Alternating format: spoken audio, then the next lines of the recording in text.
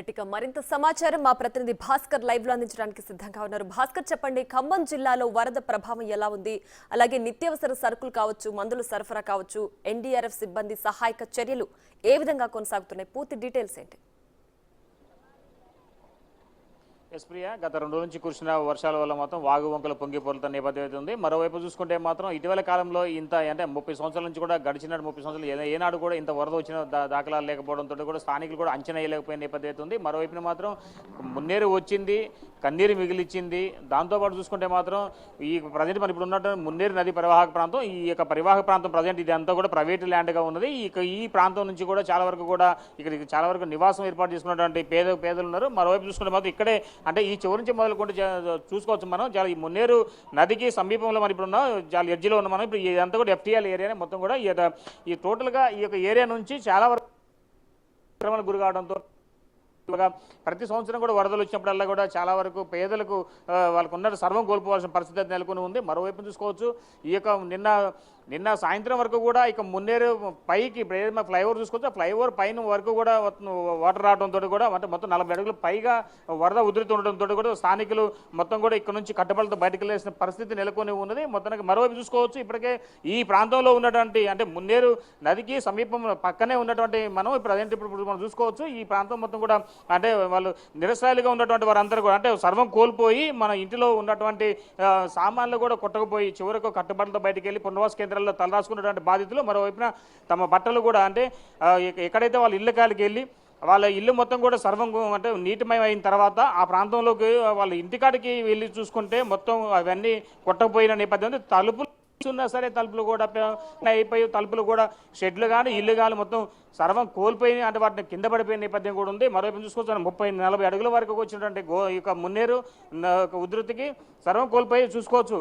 ఆ మున్నేరు నీటిలోనే మరలా వాళ్ళు మొత్తం కూడా సామాన్లు కావచ్చు, బట్టలు కావచ్చు, వాటిని మొత్తం కూడా వాష్ చేసుకుంటున్న నేపథ్యం అయితే ఉన్నది. మరోవైపు చూసుకోవచ్చు, ఉన్న స్థానికులు అంటే ఇదంతా ఈ నది పరివాహక ప్రాంత ప్రజలే మొత్తానికైతే మాత్రం ఈ ప్రాంతంలో ఉన్న వాళ్ళు ఈతో ఒకసారి మనకు మాట్లాడి చూద్దాం. ఒకసారి ఎలా ఉంటుంది ఏంటి అమ్మా, మీకు ఈ వరద వచ్చిన విషయం మీకు ఎప్పుడు తెలిసిందమ్మా? మీకు ఈ వరద వచ్చిందని అమ్మా? ఎవరు వరద వస్తుందని ఇన్ఫర్మేషన్ ఇవ్వలేదు అమ్మా. అంటే మీకు అసలు ముందు ఐడియా లేదా? మాకు అసలు లేదండి, వస్తుంది అని తెలుసు. ముందు జాగ్రత్తగా సామాన్ చాలా చేర్చుకున్నాం కానీ అయినా ఉపయోగం లేదండి. ఇల్లు కూడా మునిగిపోయింది పూర్తిగా. గత సంవత్సరం కూడా వర్షం గట్టిగా వచ్చింది, అప్పుడు వరదలు వచ్చినాయి కదమ్మా? అవునండి, దాని ద్వారా చాలా అనుభవంతోనే ముందుగా జాగ్రత్తతో అన్ని సర్దుకున్నాం. అయినా కూడా ఫలితం లేకుండా పోయింది.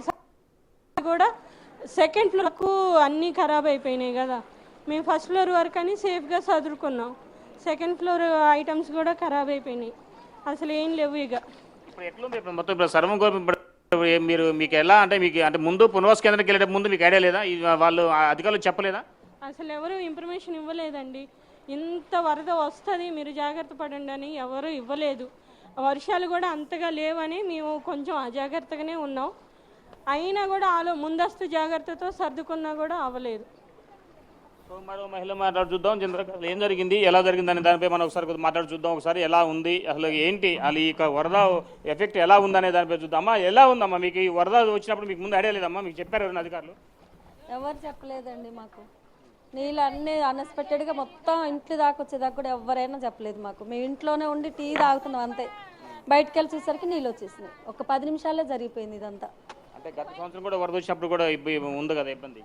ఇంత లేదు, అప్పుడు చిన్నగా స్లోగా వచ్చినాయి కాబట్టి అందరూ చదువుకోవడానికి టైం ఉంది. ఈసారి టైమే లేదు అసలు. అది చూడొచ్చు, చాలా సర్వం కోల్పోయి మన నిలబడినటువంటి ప్రాంతం కూడా చాలా వరకు చూసుకోవచ్చు. ఈ ప్రాంతం అంతా కూడా ఈ ఒకప్పుడు ఇల్లులు ఉన్నాయే, ఈ ప్రాంతం చాలా క్లియర్గా చూసుకోవచ్చు.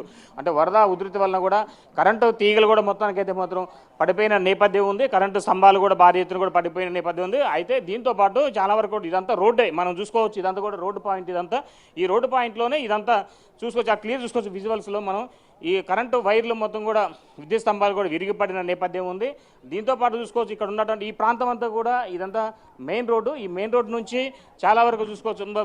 మీకు మొన్న వరద వచ్చినప్పుడు మీకు ఎలా ఏమేమి మొత్తం సామాన్లు మొత్తం పోయినాయా? ఏసీ పోయిందండి, ఫ్రిడ్జ్ పోయింది, కూలర్ పోయింది, ఏది మళ్ళీ వాషింగ్ మిషన్ పోయింది, టీవీ పోయినాయి, అన్నీ పోయినాయి. ఏ ఐటమ్ కూడా పైకి రాకుండా బెడ్షీట్లు గిషీట్లు అన్నీ బయట వేసి ఉన్నాయి. ఒక్క ఐటమ్ కూడా పైకి రా, అన్ని ఐటమ్ మొత్తం ఐటమ్ పోయినాయి. ఇప్పుడు ఇళ్ళలో మొత్తం బురద వస్తే నీళ్ళు ఏట్లో తీసుకెళ్ళి కడగాల్సి వస్తుంది. అంత బాధాకరంగా ఉంది మాకు.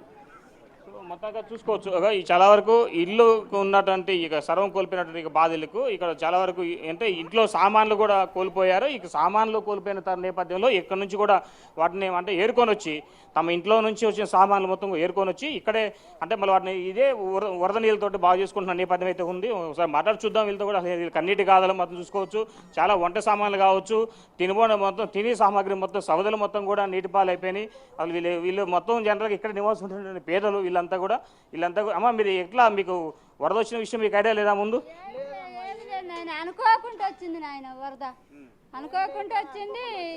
ఓల్డ్ తలుపులు పెట్ట కూడా పెట్టలేదు, వెళ్ళిపోయినా. అంటే ముందు ప్రతి సంవత్సరం కూడా ఈ సమయానికి వరద వస్తుందని ఇంత రాలేదు. ఈ సంవత్సరమే బాగా వచ్చింది. ఇది అది అది చూసుకోవచ్చు. చాలా వరకు కూడా ఇక్కడ మూడు అంటే మన నిలబడ్డ ప్రాంతం కూడా ఇది ఉంది. మాకు చూద్దామని ఒకసారి ఎట్లా ఉంది ఇదంతా? మీకు ఈ వరద వచ్చిన విషయం మీకు ముందు ఐడియా ఉంటుంది కదా? మాకు ఇంత ఐడియా ఎప్పుడు రాలేదండి. ఇది 3 times వచ్చినా కూడా ఇంత రాలేదు. ఎక్కువ శాతము రాకుండా ఇక లాస్ట్ టైం ఏంది మామూలుగా ఇట్లా వచ్చి పోతుందిలే అనుకుంటాం. కానీ ఏంటంటే వచ్చి దానికి పొద్దున్నే వచ్చినట్టు వచ్చేసింది. ఇక్కడ ఇక్కడ ఇది మా గేట్ కాడికి వచ్చేసింది. ఇక్కడ ఈ ఇల్లు మాదే అయితే గేట్ కాడికి వచ్చేసి లాస్ట్ ఇయర్ కూడా ఇట్ల నుంచి వెనకకి పోయినాయి. ఇక 2 times అంతే వస్తే అంతే వెళ్ళిపోయాయి. కానీ ఈసారి కొద్దిగా ముందుకు రాగానే మేము ఏం చేసినాము, బట్టలు మొత్తం లోపలికి పెట్టేసి తాళాలు వేసి వెళ్ళిపోయాము. ఇక ఒకవేళ ఫోర్స్ ఎక్కువ వస్తుందో అని. ఇక కానీ ఆటోమేటిక్గా ఒక 1/2 hourలో మొత్తం పై దాకా ఇక మా బాత్రూమ్ లెవెల్ వచ్చేసి అంత దాకా మునిగిపోయి అసలు పైన ఉన్నాయి మొత్తం కొట్టుకొని పోయాయి. నేను కూలి పని చేస్తా ఇక్కడే. సో మొత్తంగా చూసుకోవచ్చు. ఇదొక కన్నీటి కాదా అంటే ఇది వాస్తవానికి ఇక్కడ ఉన్నటువంటి ఇల్లు మనం క్లియర్ చూసుకోవచ్చు, విజువల్ చూసుకోవచ్చు. ఆ సమీపంలో ఉన్నటువంటి రేకుల షెడ్ మొత్తం కూడా అంటే ఈ మున్నేరు ఒక ఉధృతికి ఒక 40 అడుగుల మీదకి వచ్చినటువంటి ఒక వరద ఉధృతి మొత్తానికైతే ఈ ఉన్న సమీపంలో ఉన్నటువంటి అంటే మంచికంఠ నగర్ కావచ్చు, మరోవైపున వెంకటేశ్వర నగర్ కాలనీ కావచ్చు, ఒకవైపున ఈ ప్రాంతాల్లో బొక్కలగడ్డ కాలనీ కావచ్చు, అంటే మన ప్రగతి నగర్ కాలనీ కావచ్చు, ఈ మోతనగర్ ఈ ప్రాంతం మొత్తం కూడా సర్వం కోల్పోయి అంతా ఒక కట్టుబట్టలతో పట్టుకోవాల్సిన పరిస్థితి ఉంది. మరో చూసుకోవచ్చు చాలా క్లియర్ ఇక్కడ ఇల్లు ఉన్నది. ఈ ఇంటికి సంబంధించి చాలా వరకు మనం మీటర్ కూడా చూసుకోవచ్చు. చాలా వరకు కూడా కరెంటు మీటర్ కూడా అంటే ఈ ఇంటికి సంబంధించి కరెంటు మీటర్ కూడా చివరకు అంటే ఇల్లు ఉన్నది అనే ఒక గుర్తింపు ఈ మీటర్ చూసుకొని ఇక్కడ ఇల్లు ఉన్నది అనేది అధికారులు గుర్తుపట్టుకునే విధంగా ఉన్నది పరిస్థితి నెలకొంది. అంటే ఇంత వరద ఉధృతి కన్నీరు మిగిల్చిందని చెప్పుకోవచ్చు మున్నేరు మొత్తానికైతే. మరోవైపున ఇప్పుడు చాలా క్లియర్ చూసుకోవచ్చు విజువల్స్ మొత్తం కూడా. అంటే ఈ రేకుల షెడ్ ఇల్లు మొత్తం పోయింది. ఇదంతా ఈ ప్రజెంట్ నిన్నటి వరకు కూడా ఇది ఇక్కడ ఉన్నటువంటి ప్రాంతాల్లో నివాసం ఉన్నటువంటి ప్రాంతం ఇదంతా కూడా ఈ ప్రాంతం మొత్తం కూడా నివాసం ఉన్నది. ఈ ప్రాంతంలో కూడా ఒకసారి ఇసుక మేటలు వేసింది. మరోవైపున చూసుకోవచ్చు దీంతోపాటు ప్రారీ గోడలు పడిపోవటం, ఇంటి గోడలు పడిపోవటం, చివరికి రేకుల షెడ్ కూడా మొత్తం ఇక్కడ నుంచి పడిపోయిన నేపథ్యం అవుతుంది. అంటే దానికి మించి వర్షం వచ్చిన అంటే వరద వచ్చిన నేపథ్యం ఉంది. అంటే 40 అడుగులు అని అంటే మనం చూసుకోవచ్చు క్లియర్గా. అంటే మున్నేరు యొక్క పూర్తి సామర్థ్యం 25 అడుగులు మాత్రమే. దానికి మించి డబుల్ రావడంతో ఒక్కసారిగా ఈ యొక్క ప్రాంతం మొత్తం కూడా ఇక్కడ నుంచి మొదలుకొని మోతీనగర్ నుంచి మొదలుకొని గాంధీ చౌక్ అంటే ట్రంక్ రోడ్డు వరకు కూడా ఈ వరద నీరు రావడంతో అక్కడ స్థానికులు ఆవేదన పడుతూ కేవలం కట్టుబట్టలతోటే బయటకు వెళ్ళాల్సిన పరిస్థితి నెలకొని ఉంది. మరోవైపు చూసుకోవచ్చు అంటే వీళ్ళంతా కూడా డైలీ వేజ్ వర్కర్స్. ఇక్కడ వివిధ ప్రాంతాల్లో వెళ్ళి డైలీ వేజ్ వర్కర్ చేసుకుంటూ ఉన్నటువంటి వర్కర్స్ వీళ్ళంతా మాత్రమే. కానీ ఈ వరద వచ్చిన ఒక ఉప్పెన్లకు వచ్చిన ఈ వరద వలన సర్వం కోల్పోయి కాయకష్టం చేసి సంపాదించుకున్న డబ్బంతా కూడా దాచుకున్న డబ్బు కానివచ్చు, అదే సిరి సంపదలు కావచ్చు, సర్వం నీలమట్టం అయిపోయింది అని చెప్పుకోవచ్చు. మరోవైపున పశువు విషయానికి వస్తే మాత్రం చాలా వరకు కూడా పశువులు కూడా ఇక వరద ఉధృతి వల్ల కట్టుపోయిన నేపథ్యం ఉంది.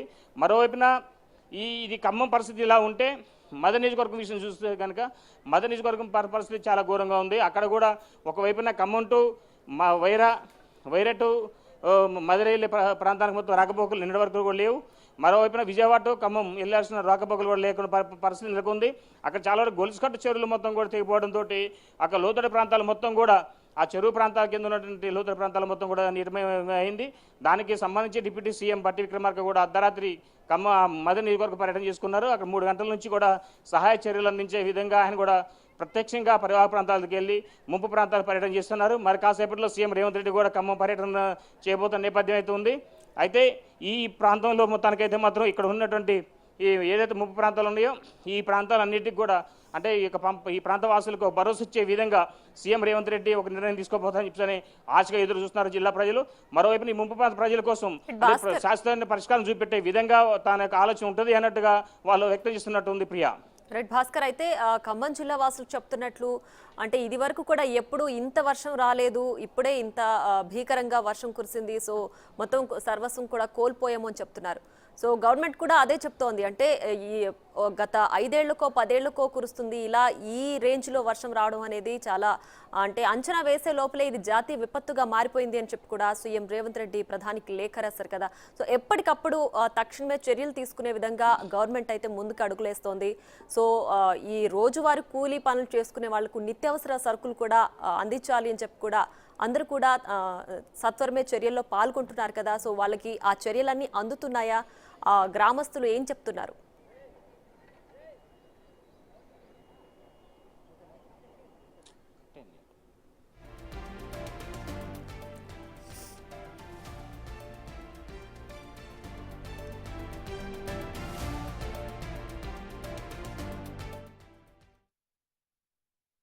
మొత్తానికైతే ప్రియా అంటే ప్రతి సంవత్సరం కూడా ఇక వరదలు వస్తున్న విషయం తెలుసు, ఇక్కడ ఉన్న ప్రాంత ప్రజలకు ముంపు ఎఫెక్ట్ ఉంటుందని కూడా తెలుసు. ఇదంతా కూడా FTL పరిధి మొత్తం కూడా ఇదంతా ఫుల్ ట్యాంక్ లెవెల్ మొత్తం ఇదంతా కూడా సుమారు ఇక్కడ నుంచి మొదలుకుంటే ఒక 60 మీటర్ల వరకు కూడా ఇదంతా ఇది FTL ఏరియానే ఉంటుంది మున్నేరుకి. అది అంటే ఇరువైపులు కూడా ఒకవైపు జలగం నగర్ కావచ్చు, ఒకవైపున మోతీ నగర్ కావచ్చు, ఒక మంచికంట నగర్ కావచ్చు, ఒక కర్ణగిరి కావచ్చు, మరోవైపున 4th క్లాస్ ఎంప్లాయ్ కావచ్చు, మరోవైపున వెంకటేశ్వర నగర్ కావచ్చు, ఈ ప్రాంతం FCI గూడెం కావచ్చు, ఈ ప్రాంతం కాంచి మొదలు పెడితే మరోవైపు శ్రీనివాస నగర్ వరకు కూడా ఈ ప్రాంతం అంతా కూడా మొత్తానికైతే మాత్రం FTL ఏరియానే ఇదంతా కూడా. అయితే దీనికి గత 30 సంవత్సరాల నుంచి కూడా ఈ ప్రాంత వాసులకు చాలా వరకు కూడా ఇక్కడ నివాసం ఉన్న వాళ్ళే వీళ్ళంతా కూడా అయితే ఇంత విపత్తు వస్తుంది అనేది వాళ్ళకి ముందస్తుగా వాళ్ళు అంచనా వేయలే పరిస్థితి ఉంది. గత సంవత్సరం కేవలం 30 అడుగులు మాత్రమే వరద వచ్చింది, కానీ ఈసారి మాత్రం 40 అడుగులు అంటే దానికి మించి రావడంతో కూడా ఇంత విపత్తు వచ్చింది. దీనిపై ఇప్పటికే సీఎం రేవంత్ రెడ్డి కూడా సహాయ చర్యలకు జాతీయ విపత్తుగా గుర్తించాలని ఒక ప్రధానమంత్రి లేఖ రాయడం కూడా జరిగింది. కానీ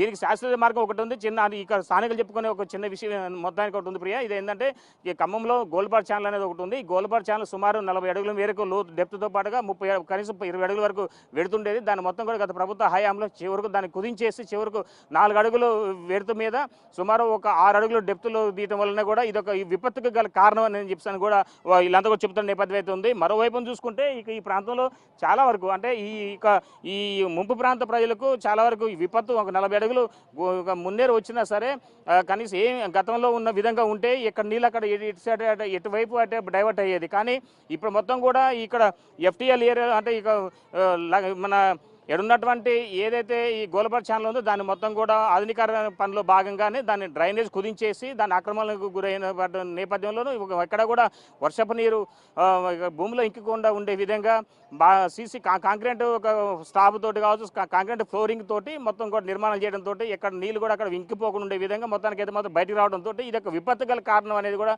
స్థానికులు పరివాహక ప్రాంత ప్రజలు కూడా చెప్పుకున్న విషయం అయితే ఉంది ప్రియా. కానీ ఏది ఏమైనా ఇలాంటి విపత్తు వస్తున్న తరుణంలో అధికారులు మాత్రం ఇప్పటికే గత ప్రభుత్వ హయాంలో జరిగిన మిస్టేక్స్ జరగకుండా ఉండే విధంగా ఈ రేవంత్ సర్కార్ మాత్రం ఈ మున్నేరు పరివాహక ప్రాంతం మొత్తానికి కూడా ఒక కాంక్రీట్ వాల్ నిర్మించే విధంగా ఇప్పటికే పనులు మొదలుపెట్టారు. కానీ ఆ పనులు కూడా మిడిల్లో ఉన్న నేపథ్యంలో వరద వచ్చిన తరుణంలో ఇప్పటి వరకు అంటే అక్కడ నిర్మాణం చేపట్టిన పనులు కూడా చాలా వరకు కట్ అయిపోయి చెప్పుకోవచ్చు Priya. Right Bhaskar, thanks for the updates.